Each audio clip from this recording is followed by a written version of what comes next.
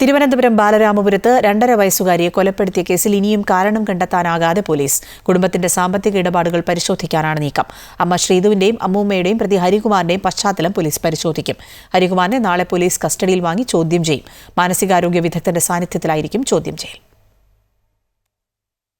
2.5 വയസ്സുകാരി ദേവേന്ദുവിനെ കൊലപ്പെടുത്തിയ കേസിൽ അമ്മാവൻ ഹരികുമാറാണെന്ന് തെളിഞ്ഞെങ്കിലും സംഭവത്തിലെ ദുരൂഹത നീക്കാൻ പോലീസിനെ ഇനിയും സാധിച്ചിട്ടില്ല. അതിനാൽ വിശദമായി ചോദ്യം ചെയ്യാനായി പ്രതിയെ നാളെ തന്നെ കോടതിയിൽ അപേക്ഷ നൽകി കസ്റ്റഡിയിൽ വാങ്ങാനാണ് പോലീസിന്റെ നീക്കം. പ്രതി ഹരികുമാറിനെ മാനസികാരോഗ്യ വിദഗ്ധരുടെ സാന്നിധ്യത്തിൽ ചോദ്യം ചെയ്യും. കുടുംബത്തിലെ എല്ലാവരുടെയും സാമ്പത്തിക ഇടപാടുകളും പരിശോധിക്കും.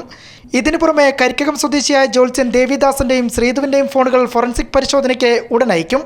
ജോൾസിന് പണം നൽകിയിട്ടുണ്ടെന്ന് മൊഴി ആവർത്തിക്കുകയാണ് ശ്രീധു. ഇയാളുടെ നിർദ്ദേശപ്രകാരം 36 ലക്ഷം രൂപ ചിലർക്ക് നൽകിയതായാണ് ശ്രീധുവിന്റെ മൊഴി. എന്നാൽ ജോൾസ്യൻ ഈ മൊഴി നിഷേധിച്ചിട്ടുണ്ട്. ഇയാളുടെ ഫോണും പരിശോധനയ്ക്ക് വിധേയമാക്കും. ഇരുവരും തമ്മിലുള്ള ആശയവിനിമയത്തിന് വ്യക്തത വരുത്താനാണ് ഫോൺ പരിശോധനയ്ക്ക് അയക്കുന്നത്. അതിനാൽ സാമ്പത്തിക ഇടപാട്, അന്ധവിശ്വാസം തുടങ്ങിയ കാരണങ്ങൾ കൊലയ്ക്ക് പിന്നിലുണ്ടോ എന്ന് അന്വേഷണ പരിധിയിലുണ്ട്. അതേസമയം ദേവസ്വം ബോർഡ് ഉദ്യോഗസ്ഥയെന്ന നിലയിൽ ശ്രീധു സാമ്പത്തിക തട്ടിപ്പ് നടത്തിയതായ പരാതിയിൽ പോലീസ് അന്വേഷണം ആരംഭിച്ചു കഴിഞ്ഞു. 3 പേർ ഇത് സംബന്ധിച്ച പരാതിയുമായി പോലീസിനെ സമീപിച്ചു കഴിഞ്ഞു. അമൃത ന്യൂസ്, തിരുവനന്തപുരം.